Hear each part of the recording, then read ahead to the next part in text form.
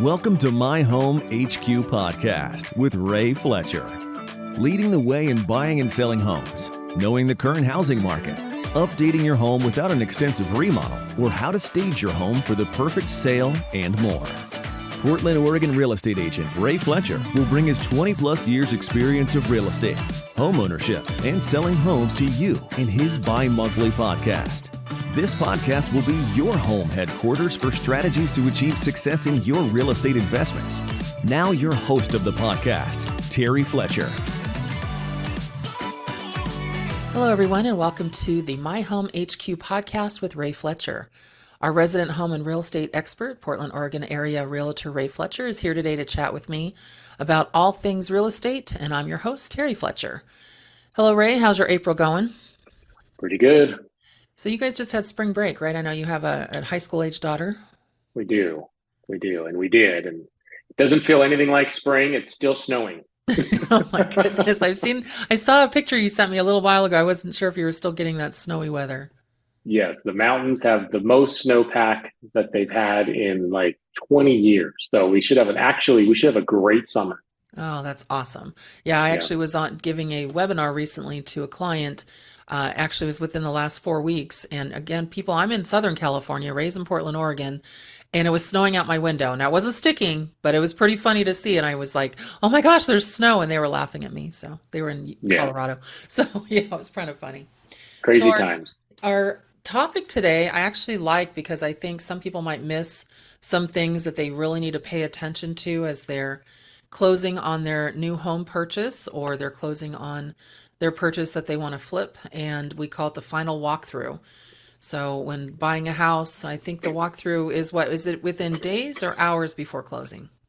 It could be a little bit of both. It depends on, so you're in contract, you get through the inspections, the appraisal, all those things, and then you've got your repair addendums, like we've talked about in the past. So it depends on the level of the process. So if you did an all cash offer and no inspection, there is no walkthrough because most likely it was a vacant home, or you just do a quick walkthrough just to confirm everything you know to be fact, and they didn't do anything crazy on the home. And that could be the day of closing. If there was repairs to be made, well, you would like to get those checked off. So there's a line item in our repair addendum that goes over when the repairs are to be completed, and it's normally like a week or two prior to close. And so you're going to want to get over there with your agent to make sure those repairs are done. And if they're extensive repairs, there might be a case scenario where you bring the inspector back with you and they re-inspect for a fee to confirm that, yes, they're done and they're done correctly. One thing, you just brought up something that I thought was interesting.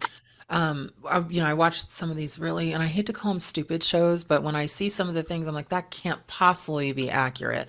Like the Flip or Flop 101 or things like that. Or it's a lot of the house flipping stuff. And I noticed that they sometimes will buy houses sight unseen, and then they get in there and go, oh, this doesn't work. And they flip switches and this doesn't work. And then, later on in the process of remodeling, they basically find that there's, they punch into a wall and there's mold and there's this. So that's not the same thing as a final walkthrough, right? Are those people, when they buy sight unseen, do they have an option for a final walkthrough? No. So those people are, one, it's a TV show. So does that I know. happen? Okay. So that partly it's reality show stupid, right? Correct. And I know they like to make things dramatic. If it's not dramatic and there's not people on the couch going, whoa, I can't believe that, then there's no show. Right. And in reality, I mean, if we even back up a little bit further, if somebody was watching these home shows on just looking at 3 houses, picking one and getting it, that's not reality either. You could look at homes for a year. So, but with those things, that's a sight unseen, maybe even an auction type deal. And then they break into the place. Literally, because I actually did this. I bought a piece of land in a town called Gladstone here. We drove by it, looked in the windows. We knew it was an old market, and we had no idea what was going to be inside because somebody passed away. It hasn't been unlocked for 20 years, and I mean, we were kind of excited. It was like a little lottery ticket. What could we find? But unfortunately, it was no good numbers. And sometimes you don't want to know what's under that carpet or under that box, or yeah, that's Correct. funny. So you Correct. mentioned the, where the requested repairs completed. So Yes. this is what you're asking the seller to make certain repairs after the inspection, right? Yep. Correct. Okay. So let's say the furnace needs to be serviced. We don't necessarily need to see the furnace, but we need that receipt. There's moss on the roof, so they have the roof service, so we need that receipt. If there's major repairs, like let's say there's water in the crawl space, well, not only would we want that receipt, but I would probably bring the contractor over to poke their head down there and make sure it was done correctly, or if there was some structural issues underneath the house or in the attic or things like that. Those are the type of things you'd want to bring your inspector back over for like a $50 reinspect. Have you ever seen any like repair requests that are just ridiculous? Like we had one when we sold our one house where they didn't think that the gate to the backyard was long enough. It was an inch Yes. off the ground, and they were like, "No, we want it to be almost touching the ground." I was like, "What?" Yeah. So they probably had a small dog and they wanted you to fix the gate so the dog couldn't get out, which is Oh, ridiculous. okay. So far, the weirdest one or the weirdest one I've ever seen was a door. You open the door and it automatically opened. And it didn't just stay where you positioned it. Okay. And so they said this door shouldn't automatically. Now, when you latch it, it shuts, but it just slid open. Now, this was an older home, and they wanted the full door adjusted to where it stayed put wherever you position the door. And I was like, no, No, you're like, no, we'll give you $100 credit. Knock yeah, yourself out. Yeah. we can't do that. It's going to cost more than replacing the whole thing. And sometimes when you get these repair requests, you're always wondering if the sellers or the buyers want out. And that actually happened. Oh, We got a repair addendum on a listing I had, and the sellers they just said, well, why don't you ask if we can do a credit in lieu? And so I called and go, hey, would they mind a credit? And the agent immediately goes, nope, wrote up an addendum, got out of the transaction, and was on their way. And I was like, okay. And then the agent was really good. She's like, I'm so sorry. And then we come to find out that the wife, the mother of the family, did not want that house. She wanted new construction, but the kids and the husband convinced her that they love the house. But in the oh. end, everyone's got to be somewhat happier. It's not going to close. Yeah, wow, that's crazy. It's funny Yeah. because I see some of these things that, again, I get TV shows, but I mean, I love real estate, so that's kind of where you kind of find it right now. It's a really big deal on Yes. HGTV and DIY Network. But one of the things I noticed is that what some people think should be a repair, almost like your door, is actually an upgrade. So somebody Yeah. said, "Well, you need to repair the pool." And they're like, "What's wrong with the pool?" Well, the tile isn't what it needs to be now, and we want it paved in a darker. I'm like, wait, that's not a repair though. That's an upgrade, right? Yeah. Yeah. And again, when you write an offer on a home, you write the offer based on certain factors. The roof doesn't leak, the crawl space is dry, the electricity works, all the outlets work, the panels up to code. Now it still could be old, but it's up to code. HVA systems all in working order. Siding doesn't leak, and that's where you base your offer off. And then you get your inspection report, and you're like, "Whoa, the roof leaks." Well, my offer is not based on a leaky roof. Right. The crawl space has got a river running through it. Well, my offer is based on a dry crawl space, and so um, the color of the interior is definitely not a part of my offer. Now, if it's a wrong color, like they painted every room dark or green or neon, and every room's a different color because they had kids and everybody got to pick their own colors. Well, my offer might already be based on those type of factors, and we might have went a little low because we have to get this whole interior painted. But we can't ask for that after the fact. Got We it. shouldn't, anyway. People do.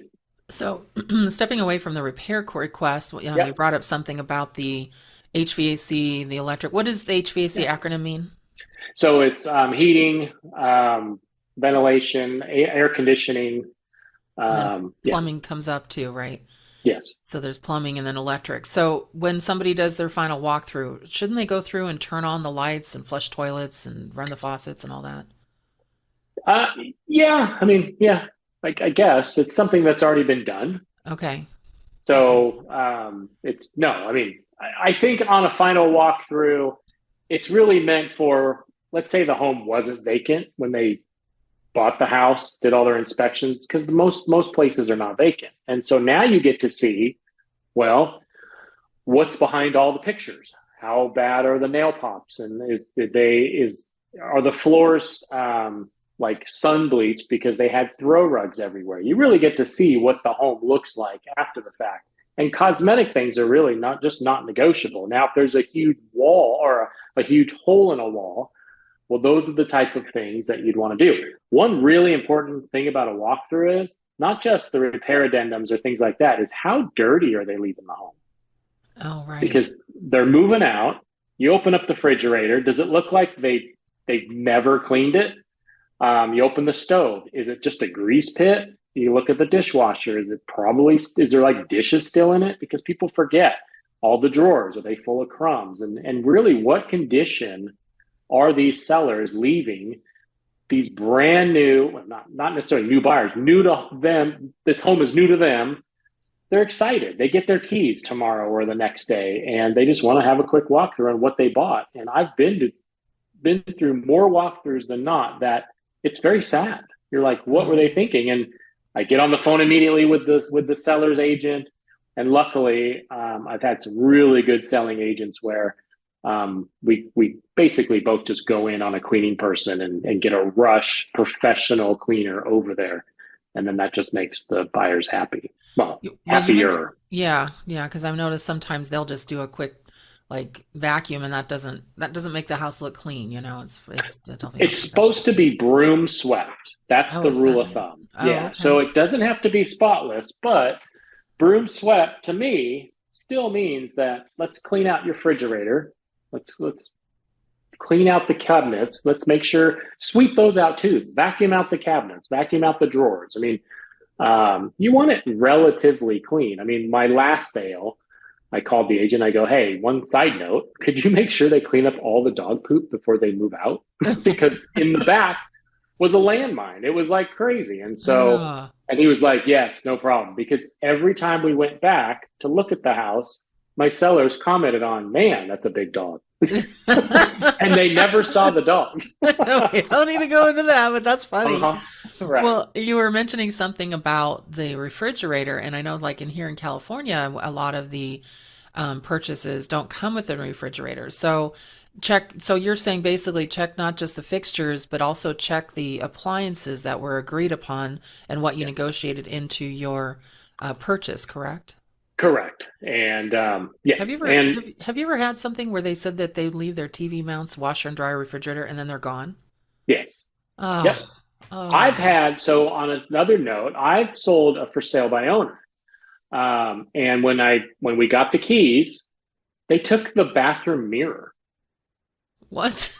Yeah, the mirror was gone. I was like, where's the mirror? Where's the And there was a ring where it was because it was obviously discolored. Now it's a for sale by owner.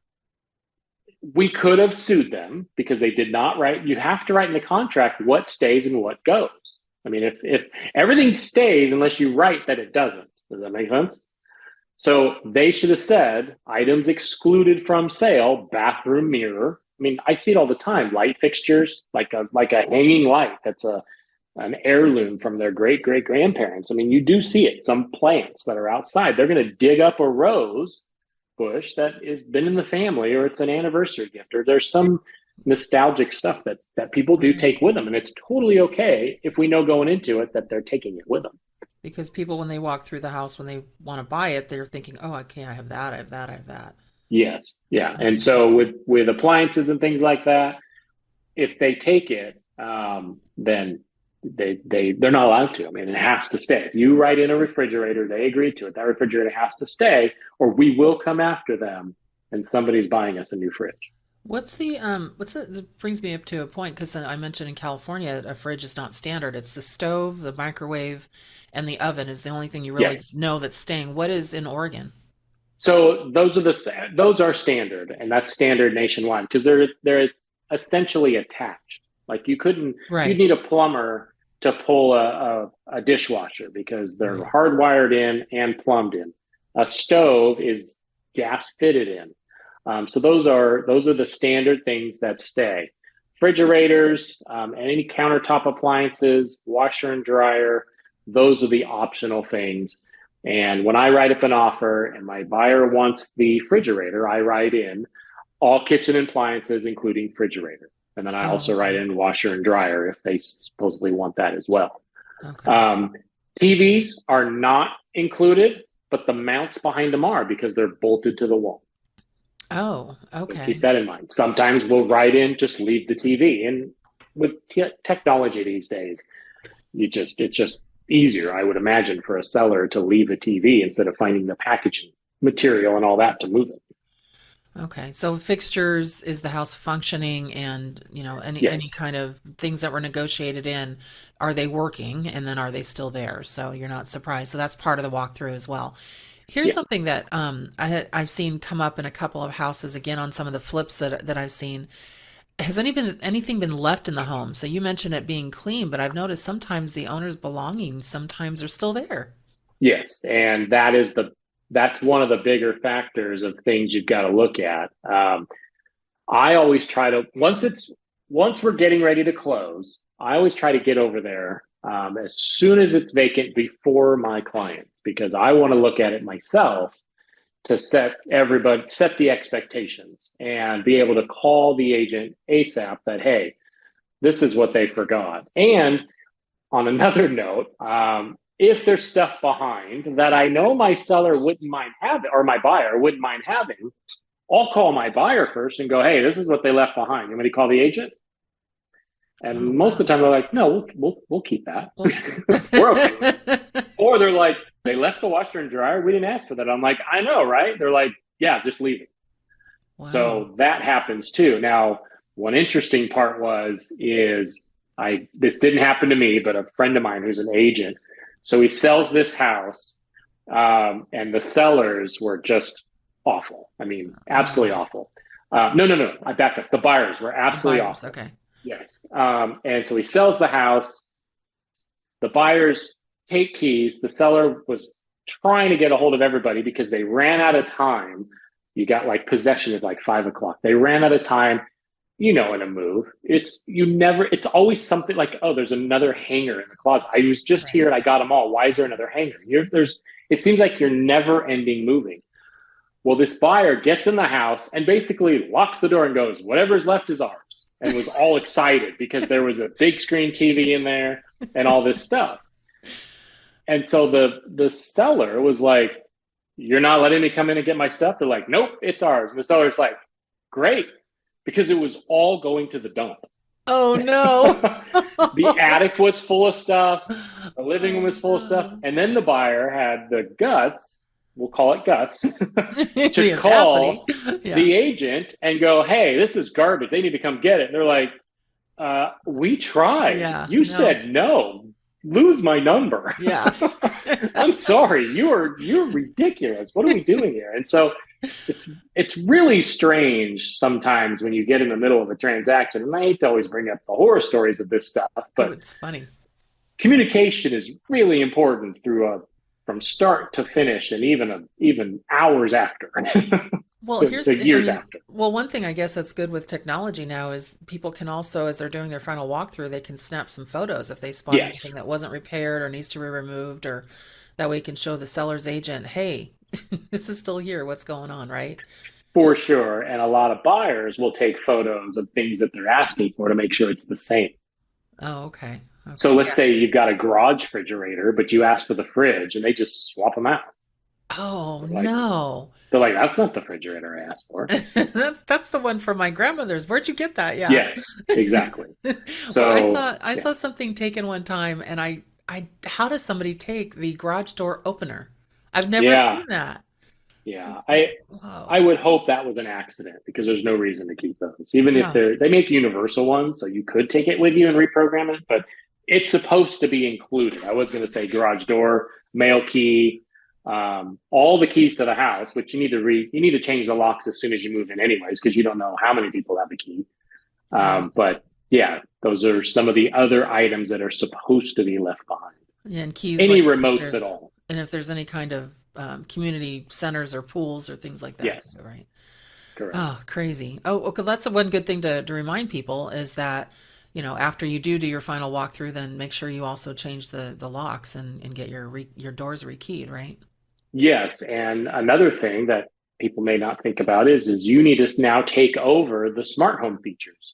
You need to get the passwords to get into the Nest automatic climate control. You got to get the passwords to the Ring doorbell, Right.